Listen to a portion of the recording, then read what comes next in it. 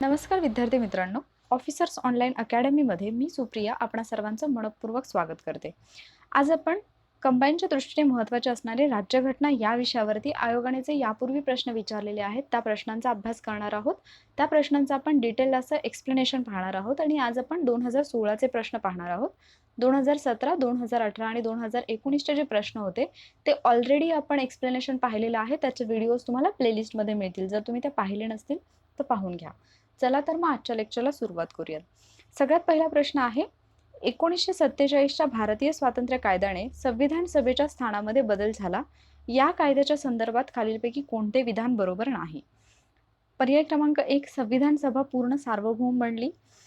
पर्याय क्रमांक 2, सभा एक विधिमंडळात्मक संस्थाही झाली.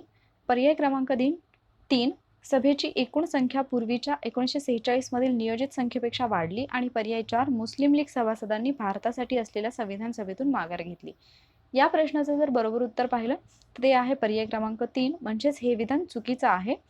पहिलं विधान जे आहे ते बरोबर आहे. 1947चा जो भारतीय स्वातंत्र्याचा कायदा झाला त्याच्यामुळे जी संविधान सभा होती ती सार्वभौम संस्था बनली. या सभेलाच एक विधिमंडळात्मक संस्था म्हणून सुद्धा स्वरूप मिळालं. मग ज्यावेळेला ती राज्यघटना म्हणून काम करत होती त्यावेळेला तिच्या अध्यक्षपदी डॉक्टर राजेंद्र प्रसाद असायचे. तर ज्यावेळेला ती विधिमंडळ म्हणून काम करत होती त्यावेळेला जी.व्ही. मावळणकर हे तिचे अध्यक्ष असायचे. आता तिसरं विधान जे दिलेलं आहे, संविधान सभेची एकूण सदस्य संख्या पूर्व नियोजित संख्येपेक्षा वाढली, तर हे विधान चुकीचं आहे. कारण ही सदस्य संख्या वाढली नव्हती तर कमी झाली होती. म्हणजे जे पूर्वी टोटल सदस्य जे होते तो नंबर होता 389. तर 389 वरून 1947च्या भारतीय स्वातंत्र्याच्या कायद्यानंतर ही जी सदस्य संख्या होती ती 299 इतकी कमी झाली होती. कारण पाकिस्तान विभक्त झाल्या कारणाने मुस्लिम लीगचे सदस्य जे होते ते भारतीय संविधान सभेतून बाहेर पडले होते. आणि इथे चौथं विधान तेच दिलेलं आहे, मुस्लिम लीग सभासदांनी भारतासाठी असलेल्या संविधान सभेतून माघार घेतली. पुढचा प्रश्न आहे, संविधान सभेतील मूलभूत हक्क आणि अल्पसंख्याक समितीचे अध्यक्ष कोण होते? पर्याय 1, डॉक्टर बी.आर. आंबेडकर. पर्याय 2, जे.बी. कृपलानी. पर्याय 3, सरदार वल्लभभाई पटेल. आणि पर्याय 4, जवाहरलाल नेहरू. या प्रश्नाचं बरोबर उत्तर आहे पर्याय क्रमांक 3, सरदार वल्लभभाई पटेल. जर आपण संविधान सभेच्या बाबतीत वेगवेगळ्या समित्या पाहिल्या, संविधान सभा ही वेगवेगळ्या समित्यांच्या माध्यमातून काम करत होते. तर त्याच्यामध्ये काही महत्त्वाच्या समित्या होत्या. त्याच्यापैकी जी मसुदा समिती होती तिचे अध्यक्ष होते डॉक्टर बाबासाहेब आंबेडकर. हे आपल्याला माहीत आहे आणि माहीत असायलाच हवं. ओके. त्यानंतर संघराज्य अधिकार समिती जी होती तिच्या अध्यक्ष होते जवाहरलाल नेहरू. संघराज्य अधिकार समिती. ओके. त्यानंतर प्रांतिक घटना समितीचे अध्यक्ष होते वल्लभभाई पटेल. त्यानंतर संघराज्य घटनेचे पण म्हणजे संघराज्य अधिकार समिती, संघराज्य घटना समिती दोन्हीचे अध्यक्ष होते जवाहरलाल नेहरू. कार्यपद्धती नियम समिती जी होती तिचे अध्यक्ष होते डॉक्टर राजेंद्र प्रसाद. राज्यांशी चर्चेसाठी जी समिती होती तिचे पण अध्यक्ष होते जवाहरलाल नेहरू. सुकाणू समिती जी होती तर काही ठिकाणी राजेंद्र प्रसाद, काही ठिकाणी के.एम. मुन्शी असा संदर्भ आढळतो. आणि मूलभूत हक्क आणि अल्पसंख्याक विषयक सल्लागार समितीचे जे अध्यक्ष होते ते होते वल्लभभाई पटेल. ओके. त्यानंतरचा आपण पुढचा प्रश्न पाहिला. पुढचा प्रश्न आहे, भारतीय संविधान सभेची बैठक 9 डिसेंबर 1946 रोजी पार पडली. पहिली बैठक. विधान बी आहे, सच्चिदानंद सिन्हा हे भारतीय संविधान सभेचे अध्यक्ष होते.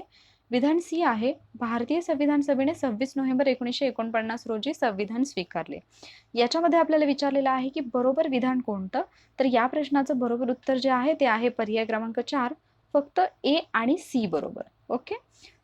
बी विधानामध्ये काय चुकीचं आहे ते आपण पाहूया. तत्पूर्वी आपण पहिलं विधान काय सांगतंय ते वाचून घेऊयात. भारतीय संविधान सभेची जी पहिली बैठक होती ती 9 डिसेंबर 1946ला भरली होती. आणि त्या दिवशी तात्पुरते अध्यक्ष म्हणून डॉक्टर सच्चिदानंद सिन्हा यांची नियुक्ती करण्यात आलेली. मात्र ते तात्पुरते अध्यक्ष होते. 11 डिसेंबर 1946ला जेव्हा संविधान सभेची बैठक भरली त्यावेळेला संविधान सभेचे कायमस्वरूपी अध्यक्ष म्हणून डॉक्टर राजेंद्र प्रसाद यांची निवड करण्यात आली होती. त्यामुळे बी विधानामध्ये जे दिलेलं आहे की संविधान सभेचे अध्यक्ष, इथे जर तात्पुरते अध्यक्ष असा शब्द असता तर हे विधान बरोबर ठरलं असतं. मात्र फक्त पहिल्या बैठकीकरता सच्चिदानंद सिन्हा यांची निवड झाली होती. त्याच बाबतीत आणखी एक गोष्ट लक्षात ठेवायची म्हणजे सच्चिदानंद सिन्हांची जी निवड होती ती वयोज्येष्ठतेनुसार झाली होती. आणि हे आपण फ्रान्सच्या घटनेचं अनुसरण करून त्यांची निवड केलेली होती. तिसरं विधान जे आहे, संविधान सभेने 26 नोव्हेंबर 1949 रोजी संविधान स्वीकारलं, तर हे विधानही बरोबर आहे. आणि अंमलात कधी आलं असं विचारलं तर 26 जानेवारी 1950 या दिवशी. ओके. तर 1946 मध्ये जे कॅबिनेट मिशन प्लॅन आला होता, तर त्या प्लॅननुसार आपल्या संविधान सभेची स्थापना झाली होती. संविधान सभेमध्ये एकूण 389 सदस्य होते. त्यापैकी 292 जे होते ते ब्रिटिश प्रांताकडून, 292 प्लस 4 जे होते ते चीफ कमिशनर प्रांताचे होते. आणि उरलेले जे सदस्य होते 93 सदस्य, ते 93 सदस्य हे आपले जे संस्थानिक असतात, तर संस्थानिकांमधून ते भरले जातील किंवा संस्थानिकांचे प्रतिनिधी असतील असं ठरवण्यात आलेलं होतं. संविधान सभेच्या नंतर निवडणुका घेण्यात आल्या आणि ते अप्रत्यक्षरित्या सदस्य निवडले गेले. त्याच्यामध्ये राष्ट्रीय काँग्रेसला 208 जागा मिळाल्या होत्या, मुस्लिम लीगला 73 जागा मिळाल्या होत्या आणि इतर जे होते त्यांना 15 जागा मिळाल्या होत्या, ज्याच्यामध्ये 8 जे होते ते अपक्षांना मिळालेल्या होत्या. तर हे या गोष्टी तुम्ही लक्षात ठेवा. त्यानंतर पुढचा प्रश्न आहे, योग्य जोड्या जुळवा. याच्यामध्ये आपल्याला एका बाजूला पक्ष दिलेले आहेत आणि दुसऱ्या बाजूला त्या पक्षामधील ज्या प्रमुख व्यक्ती आहेत त्या दिलेल्या आहेत आणि याच्यातून आपल्याला योग्य जोडी ओळखायची आहे की कोणत्या पक्षाचा नेता कोण आहे ते. ओके. तर आपण पहिला गट पाहून घेऊयात. पहिल्या गटामध्ये आपल्याला पक्षांची नावं दिलेली आहेत, Congress, Hindu Mahasabha, scheduled caste federation आणि त्यानंतर जस्टिस पार्टी. आणि जर आपण स्तंभ ब बघितला तर त्याच्यामध्ये दिलेला आहे मुथाई चेट्टीयार, डॉक्टर BR आंबेडकर, त्यानंतर अबुल कलाम आझाद, त्यानंतर श्यामाप्रसाद मुखर्जी आणि 5वा जे दिलेलं आहे 5 नंबरला ते आहेत बॅरिस्टर जयकर.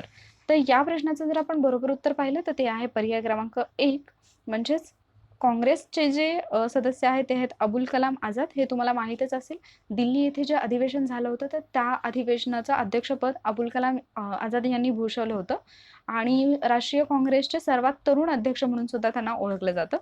त्यानंतर हिंदू महासभा जर पाहिलं तर हिंदू महासभेचे सदस्य आहेत Shyama Prasad Mukherjee. Schedule caste federation याचे जे सदस्य आहेत तर सगळ्यांना माहितीच आहे की हे डॉक्टर बाबासाहेब आंबेडकर आहेत. आणि जस्टिस पार्टी म्हटलं तर मुथाई चेट्टीयार. ओके. तर अशा पद्धतीने पर्याय क्रमांक 1 हे आहे आपलं या प्रश्नाचं बरोबर उत्तर. त्यानंतर आपण पुढचा प्रश्न पाहूयात. भारत हे संघराज्य आहे, खालीलपैकी कोणते तत्व या वाक्याला आधार देत नाही? 1 एकच राज्यघटना, 2 द्विग्रही कायदेमंडळ, 3 राज्यघटनेची सर्वोच्चता आणि 4 न्यायालयीन पुनर्विलोकन. तर या प्रश्नाचं जे बरोबर उत्तर आहे ते आहे पर्याय क्रमांक 1 एकच राज्यघटना. आता संघराज्य म्हणजे काय? तर जिथे राज्य आणि केंद्र या दोन्हीला समान अधिकार असतात असं आपण म्हणू शकतो थोडक्यात. म्हणजे जसं की अमेरिका हे एक संघराज्य आहे, मात्र भारताचा जर आपण विचार केला तर भारताचा उल्लेख राज्यघटनेमध्ये संघराज्य असा न करता राज्यांचा संघ असा करण्यात आलेला आहे, जे की आपल्याला कलम 1 मध्ये पाहायला मिळतं. India that is Bharat shall be union of states. तिथे कुठेही संघराज्य हा शब्द वापरलेला नाही. त्याचं एक महत्त्वाचं रिझन म्हणजे अमेरिकेमध्ये जे 50 राज्य आहेत तर ती एकत्र येऊन त्यांनी अमेरिकन संघराज्य तयार केलेलं आहे. भारताच्या बाबतीत मात्र असं कोणत्याही राज्यांच्या करारातून भारत देश निर्माण झालेला नाही. त्यामुळे भारतामध्ये म्हणजे भारताला संघराज्य म्हणण्याऐवजी घटनाकारांनी भारताला राज्यांचा संघ असं म्हटलेलं आहे. मग आता जर आपण त्या दृष्टीने विचार केला तर भारतामध्ये द्विग्रही कायदेमंडळ आहे, अर्थातच म्हणजे संसदेमध्ये आपल्याला 2 ग्रह आढळतात, राज्यसभा आणि लोकसभा. त्याच पद्धतीने राज्य लेवलला जरी तुम्ही पाहिलं विधानसभा आणि विधान परिषद अशी 2 सभागृह आढळतात. त्याचबरोबर राज्यघटनेची जी सर्वोच्चता आहे तर त्याच्यामध्ये आपल्याला सूची दिलेल्या आहेत, त्यामुळे केंद्राला आणि राज्याला काही अधिकारांची विभागणी केलेली आहे. न्यायालयीन पुनर्विलोकन हेही त्याच्यामध्ये येतं, कारण आपल्याकडे जी न्याय व्यवस्था आहे त्याच्यामध्ये सर्वोच्च न्यायालय आणि नंतर राज्यांसाठी उच्च न्यायालयाची सुद्धा तरतूद आहे. मात्र पूर्ण देशासाठी एक राज्यघटना असणं हे भारत हे संघराज्य आहे यासाठी हे तत्व आधार देत नाही. ओके. त्यानंतर पुढचा प्रश्न आहे, भारतीय संविधानाच्या उद्देशपत्रिकेबाबत खालील विधाने विचारात घ्या. विधान 1 आहे, उद्देशपत्रिका हा भारतीय राज्यघटनेचा भाग आहे, परंतु न्यायालयामार्फत त्यातील तरतुदी अंमलात आणण्याचा आग्रह धरता येत नाही. आणि विधान B आहे, उद्देशपत्रिकेमध्ये राज्यघटनेच्या इतर तरतुदींप्रमाणे दुरुस्ती करता येत नाही. या प्रश्नाचं बरोबर उत्तर आहे पर्याय क्रमांक 1 फक्त A, म्हणजे फक्त A जे आहे ते बरोबर आहे. इथे म्हटलेलं आहे उद्देशपत्रिका हा भारतीय राज्यघटनेचा भाग आहे, तर हे अगदी बरोबर आहे. परंतु न्यायालयामार्फत त्याच्यातल्या जर तरतुदी आपल्याला अंमलात आणायच्या असतील तर आपण तसा आग्रह धरू शकत नाही. विधान बी जे दिलेलं आहे की उद्देश पत्रिकेमध्ये राज्यघटनेच्या इतर तरतुदीप्रमाणे दुरुस्ती करता येत नाही, तर हे विधान चुकीचं आहे. ज्यावेळेला 42वी घटना दुरुस्ती झाली 1976ला, तर 42व्या घटना दुरुस्तीने राज्यघटनेची जी प्रास्ताविका आहे, जिला आपण सरनामा किंवा उद्देश पत्रिका म्हणून ओळखतो, त्याच्यामध्ये दुरुस्ती करण्यात आलेली होती आणि त्यानुसार 3 नवीन शब्द ऍड करण्यात आले होते: समाजवादी, धर्मनिरपेक्ष, एकता आणि एकात्मता. ओके, म्हणजे एकता किंवा एकात्मता तुम्ही म्हणू शकता. तर हे 3 नवीन शब्द राज्यघटनेमध्ये त्यावेळेला समाविष्ट करण्यात आले होते भारताच्या राज्यघटनेच्या सरनाम्यामध्ये. ओके, त्यामुळे बी विधान जे आहे ते चुकीचं आहे. असाही प्रश्न येऊन गेलेला आहे की आतापर्यंत उद्देश पत्रिकेमध्ये किती वेळा दुरुस्ती करण्यात आली, तर त्याचं बरोबर उत्तर जे आहे ते आहे पर्याय क्रमांक किती वेळा करण्यात आलेली आहे, तर 1 वेळा करण्यात आलेली आहे. त्यानंतर पुढचा प्रश्न आहे, भारतीय राज्यघटनेच्या सरनाम्यामध्ये खालीलपैकी कशाचा प्रथम उल्लेख करण्यात आला आहे? स्वातंत्र्य, समता, बंधुता की न्याय? या प्रश्नाचं बरोबर उत्तर जे आहे ते आहे पर्याय क्रमांक 4, न्याय. म्हणजे भारतीय राज्यघटनेची जी हे आहे उद्देश पत्रिका आहे ती तुम्हाला पाठच असायला पाहिजे. त्याचं कारण म्हणजे आतापर्यंत आयोगाने असे बऱ्याचदा प्रश्न विचारलेले आहेत की सरनाम्यामध्ये कुठले शब्द आहेत, त्यांचा योग्य क्रम काय आहे, कशा पद्धतीने ते अरेंज केलेले आहेत, हे तुम्हाला माहिती पाहिजे. तर सरनामा तुमचा पाठ असला पाहिजे. सरनामा मी तुम्हाला एकदा म्हणून दाखवते. आम्ही भारताचे लोक, भारताचे सार्वभौम, समाजवादी, धर्मनिरपेक्ष लोकशाही गणराज्य घडवण्याचा आणि त्याच्या सर्व नागरिकास सामाजिक, आर्थिक आणि राजनैतिक न्याय, विचार, अभिव्यक्ती, विश्वास, श्रद्धा आणि उपासना यांचे स्वातंत्र्य, दर्जाची व संधीची समानता निश्चितपणे प्राप्त करून देण्याचा आणि त्या सर्वांमध्ये व्यक्तीची प्रतिष्ठा आणि राष्ट्राची एकता आणि एकात्मता यांचे आश्वासन देणारी बंधुता प्रवर्धित करण्याचा गांभीर्यपूर्वक निर्धार करून आमच्या संविधान सभेत आज दिनांक 26 नोव्हेंबर 1949 रोजी याद्वारे हे संविधान अंगीकृत आणि अधिनियमित करून स्वतः प्रत अर्पण करीत आहोत.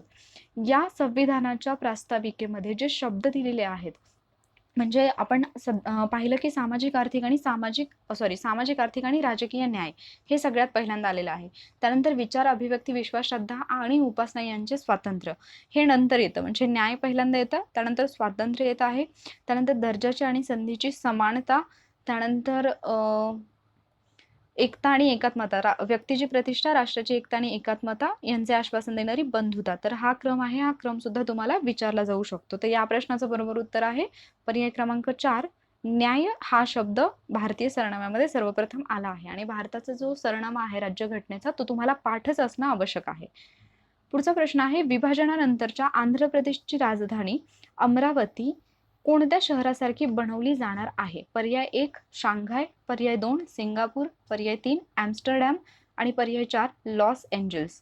तर या प्रश्नाचं बरोबर उत्तर आहे पर्याय क्रमांक 2 सिंगापूर. आता हा प्रश्न तुम्ही म्हणाल की करंट अफेअर्सशी रिलेटेड आहे, मग राज्यघटनेमध्ये कसा? तर राज्यघटनेशी संबंधित ज्या घटना चालू घडामोडीमध्ये खूप चर्चेत असतात तर त्याच्यावरती आयोग आपल्याला अशाच पद्धतीने प्रश्न विचारतो. तर आंध्र प्रदेशची जर नवीन राजधानी आपण पाहिली तर ती अमरावती आहे. महाराष्ट्रातील अमरावती हा जिल्हा वेगळा आहे, आंध्र प्रदेशमधील अमरावती हे शहर वेगळं आहे. ओके, तर आंध्र प्रदेशची राजधानी असून ती कृष्णा नदीच्या दक्षिणेकडील खोऱ्यात गुंटूर जिल्ह्यामध्ये आहे, हे लक्षात ठेवा. अमरावती ही प्राचीन काळी बुद्ध संस्कृतीचे प्रतीक होते आणि अमरावती जे शहर आहे तर ते सिंगापूर या शहराप्रमाणे बनवलं जाणार आहे. म्हणजे आपण जे म्हणतो की कुठल्या शहराच्या स्ट्रक्चरवरती ते डिपेंड असणार आहे, तर अमरावती जे आहे ते सिंगापूर या शहराच्या धर्तीवरती ते बनवण्यात येणार आहे. त्यानंतर पुढचा प्रश्न आहे, कायदा पुढील समानता म्हणजेच इक्वॅलिटी बिफोर लॉ हे जे तत्व आपण राज्यघटनेमध्ये पाहतो, तर हा नियम अनिर्बंध नाही. त्या बाबतीत घटनात्मक आणि अन्य अपवाद आहेत. खालीलपैकी कोणते अपवाद जे आहेत ते अनुच्छेद 14ला आहेत? म्हणजे अनुच्छेद 14 साठी असणारे अपवाद कोणते असं विचारलेलं आहे. विधान ए आहे, भारताचे राष्ट्रपती आणि राज्यपाल यांना काही विशेष हक्क आहेत. विधान बी, संसद सदस्य आणि राज्याच्या विधिमंडळाचे सदस्य यांच्या विरुद्ध त्यांनी संसदेत अथवा राज्य विधिमंडळात केलेल्या भाषणाबद्दल कोणत्याही न्यायालयात खटला चालविता येणार नाही. विधान सी आहे, परदेशी दूत आणि राजनीतिज्ञ यांना फौजदारी दाव्याबाबत विशेष हक्क नाहीत, तर केवळ दिव्याणी दाव्याबाबत आहेत. आणि पर्याय डी, अनुच्छेद 31C हा अनुच्छेद 14ला अपवाद आहे. तर या प्रश्नाचं बरोबर उत्तर आहे पर्याय क्रमांक 4 ए, बी आणि डी बरोबर. पर्याय क्रमांक सी हा चुकीचा आहे. ओके, तर कलम 14 नुसार कायद्यापुढील समानता हा हक्क अनिर्बंध नाही, त्याला काही मर्यादा आहेत. याच्यामध्ये विशेष अधिकार जे आहेत ते कोणाला आहेत, तर भारताचे राष्ट्रपती आणि राज्यपाल. म्हणजे तुम्ही असं म्हणू शकता की कायद्यापुढे सर्व समान आहेत असं म्हटलं जातं, मग राष्ट्रपतींवरती किंवा राज्यपालांवरती आम्ही एखादी केस का नाही करू शकत? तर कलम 14ला अपवाद जे आहे ते हेच आहे. संसद सदस्य आणि राज्याचे विधिमंडळ सदस्य यांच्याविरुद्ध त्यांनी संसदेत अथवा राज्य विधिमंडळात केलेल्या वक्तव्यावर किंवा भाषणावर कोणत्याही न्यायालयात खटला चालवला जात नाही. म्हणजे आपण बऱ्याचदा संसदेचं किंवा राज्य विधिमंडळाचं कामकाज चालू असताना पाहतो की तोडफोड होते, ते एकमेकांना शिवीगाळ करतात. आणि मग याच्यावरती कुठल्या न्यायालयात खटला का चालवला जात नाही? तर राज्यघटनेने त्यांना ते संरक्षण दिलेलं आहे. आणि त्याचबरोबर चौथं विधान जे आहे 31C हे जे कलम आहे ते कलम 14ला अपवाद आहे. 39A नुसार समाजाची भौतिक साधन संपत्ती, मालकी आणि नियंत्रण यांची विभागणी सामूहिक हिताला सर्वाधिक उपयोग व्हावा अशा रीतीने व्हावी, अशी एक तरतूद जी आहे ती 39A मध्ये दिलेली आहे. तर आर्थिक व्यवस्था सार्वजनिक हिताला बाधक होऊन केंद्रीकरण होऊ नये अशा प्रकारे असावी, हे कलम 14चे उल्लंघन करतात असं मानता येणार नाही, अशी तरतूद कलम 31C मध्ये करण्यात आलेली आहे. त्यामुळे या प्रश्नाचं बरोबर उत्तर आहे पर्याय क्रमांक 4. पुढचा प्रश्न आहे, परकीय व्यक्तींना उपलब्ध असलेले मूलभूत हक्क व त्या संदर्भातील राज्यघटनेतील कलम यांच्या योग्य जोड्या जुळवा. आता हा प्रश्न थोडासा तुम्हाला कन्फ्यूज करू शकतो, की इथे म्हटलेलं आहे की परकीय व्यक्तींना उपलब्ध असलेले मूलभूत हक्क. मग जर ते परकीय व्यक्तींना उपलब्ध आहेत, मग भारतीयांना नाहीत का? किंवा परकीय व्यक्तींना उपलब्ध असणारे मूलभूत हक्क आणि भारतीयांना उपलब्ध असणारे मूलभूत हक्क यांचं कलम वेगळं आहे का? असा एक प्रश्न तुमच्या डोक्यामध्ये होऊ शकतो. तर इथे फक्त तुम्हाला कन्फ्यूज करण्यासाठी हे दिलेलं आहे. तर इथे अ गटामध्ये मूलभूत हक्क दिलेले आहेत, ब गटामध्ये आपल्याला कलम दिलेले आहेत. इकडे आहे कायद्यासमोर समानता, जीवित व व्यक्तिगत स्वातंत्र्याचे रक्षण, सी धार्मिक स्वातंत्र्य आणि डी शैक्षणिक संस्थांमध्ये धार्मिक शिक्षण. इकडे कलमामध्ये दिलेलं आहे कलम 28, कलम 14, कलम 25 आणि कलम 21. जर आपण याची योग्य जोडी पाहिली तर पर्याय क्रमांक 2 हे आहे या प्रश्नाचं बरोबर उत्तर. म्हणजे कायद्यासमोर समानता जे आपण मागच्याच प्रश्नामध्ये पाहिलं होतं कलम 14 मध्ये दिलेलं आहे. जीवित आणि व्यक्तिगत स्वातंत्र्याचं रक्षण किंवा जीवित आणि व्यक्तिगत स्वातंत्र्याचा हक्क जो आहे तो आपल्याला कलम 21 मध्ये आहे. धार्मिक स्वातंत्र्याचा हक्क कलम 25 मध्ये तसेच कलम 26 मध्ये सुद्धा आहे. आणि शैक्षणिक संस्थांमध्ये धार्मिक शिक्षण देण्याबाबतचा हक्क जो आहे तो कलम 28 मध्ये देण्यात आलेला आहे. सो जे मूलभूत हक्क आहेत त्या मूलभूत हक्कांची सर्व कलमं आणि त्या कलमामध्ये कोणती तरतूद आहे हे तुम्हाला पाठच असलं पाहिजे. मूलभूत हक्क, मार्गदर्शक तत्व आणि मूलभूत कर्तव्य याच्यावरती आयोगाने वारंवार प्रश्न विचारलेले आहेत. मूलभूत हक्क हा घटक सोडला तर मार्गदर्शक तत्व आणि मूलभूत कर्तव्य हा घटक तसा तुलनेने छोटा आहे. त्यामुळे हे घटक तुम्ही अजिबात स्किप नाही करायला पाहिजे. तर या घटकांचा व्यवस्थित अभ्यास करा. आज आपण पॉलिटीशी रिलेटेड 2016चे काही प्रश्न घेतलेले आहेत. उरलेले प्रश्न आपण पुढच्या लेक्चरमध्ये घेणार आहोत. आय होप तुम्हाला हे लेक्चर आवडलं असेल. जर आवडलं असेल तर लेक्चरला नक्की लाईक करा. तुम्ही मला ऑफिसर्स ऑनलाईन अकॅडमी सोबतच वॉरियर ऑफिसर या यूट्यूब चॅनलवरती फॉलो करू शकता. तिथे सुद्धा तुम्हाला असेच तुमच्या एक्झामच्या दृष्टीने उपयुक्त असे व्हिडिओज मिळतील. जर व्हिडिओ आवडला असेल तर लाईक नक्की करा. Stay safe. Thank you. Hello friends, तुम्ही जर संयुक्त पूर्व परीक्षा म्हणजे MPSC, PSI, STI आणि ASO या परीक्षेची जर तयारी करत असाल तर तुमच्यासाठी एक खास सिरीज घेऊन आलेली आहे ऑन अकॅडमी. या सिरीजचं नाव आहे यशाची किल्ली. लक्षात ठेवा, सिरीजचं नाव काय? यशाची किल्ली. ही फंडामेंटल आणि कॉम्प्रिहेन्सिव्ह बॅच आहे की जी आपल्यासाठी ऑन अकॅडमीनं सुरू केलेली आहे 6 मे ते 6 ऑगस्टपर्यंत. यामध्ये खास अशी गोष्ट आहे की हे 3 महिन्यापर्यंत बॅच आहे आणि मित्रांनो यात तुमचा दररोज या ठिकाणी काय अभ्यास केला जाणार आहे. याच्यासाठी आपल्याला अतिशय उत्कृष्ट असे शिक्षक लाभलेले आहेत. त्यामध्ये प्रीती राऊत मॅडम आहेत की ज्या सायन्स शिकवणार, रमेश रुनवाल सर आहेत इकॉनॉमिक्स शिकवणार, सुमित टट्टे सर आहेत की ज्या करंट अफेअर्स आणि एन्व्हायरमेंट सायन्स शिकवणार, तसेच सुभाष पवार सर आहेत इंडियन पॉलिटी, आणि अक्षया रांडे मॅडम आहेत हिस्ट्री शिकवणार, सचिन वारुळकर सर आहेत रिझनिंग आणि जिओग्राफी शिकवणार आहेत. तर मित्रांनो सध्या लॉकडाऊन चालू आहे त्यामुळे आपल्याला ह्या सर्व गोष्टी किंवा बरेचसे क्लासेस चालू नाही आहे. त्यामुळे या ठिकाणी तुम्हाला एक ऑनलाईन शिकण्याचा आणि घरी बसून तुमच्या गावात बसून तुम्ही शिकण्याचा प्लॅटफॉर्म ऑन अकॅडमी तुम्हाला आणून दिलेला आहे. त्याच्या लिंक सर्व मी डिस्क्रिप्शन बॉक्समध्ये देतच आहे किंवा तुम्ही ऑन अकॅडमीचं प्ले स्टोअरवर जाऊन ॲपसुद्धा डाउनलोड करू शकता. तर या ठिकाणी आपल्या समोर आहेत सचिन वारुळकर सर की जे रिझनिंग आणि जिओग्राफीमध्ये एकदम परफेक्ट आहेत. हे तुम्हाला पूर्ण मार्गदर्शन करणार आहेत. सुमित तट्टे सर आहेत हे करंट अफेअर आणि एन्व्हायरमेंट सायन्स की तुमचे पूर्ण डाउट्स क्लिअर करतील. MCQ, नोट्स वगैरे PDF तुम्हाला सुद्धा या ठिकाणी मिळणार आहे. तुम्ही यांना तुमचे प्रश्न सुद्धा विचारू शकता. या ठिकाणी सुभाष पवार सर आहेत, की जे गेले 5 वर्ष आले या ठिकाणी पॉलिटी शिकवत आहेत आणि जवळपास प्रीती राऊत मॅडम आहे, यांचा तर सायन्सवर एकदम हँड आहे. या ठिकाणी सुद्धा तुमचं सर्व विषयाची काय तयारी करून दिल्या जाणार आहे. तसेच अक्षया मॅडम आहेत, या एकदम परफेक्ट आहेत हिस्ट्रीमध्ये. तर मित्रांनो, याच्याबद्दल तुम्हाला काही शंका असतील तर त्या ठिकाणी तुम्ही सुद्धा काय करू शकता. तर याच्यासाठी तुम्हाला फक्त एकच करायचं आहे, अनअकॅडमी ॲप डाउनलोड करायचं आहे किंवा मी खाली दिलेल्या लिंकवर जाऊन तुम्हाला काय हे व्हिडिओज पाहायचे आहेत. तर मित्रांनो, आपण हे नक्की करा. काही काही तुमच्या सूचना असतील तर मला तुम्ही नक्की करा. धन्यवाद.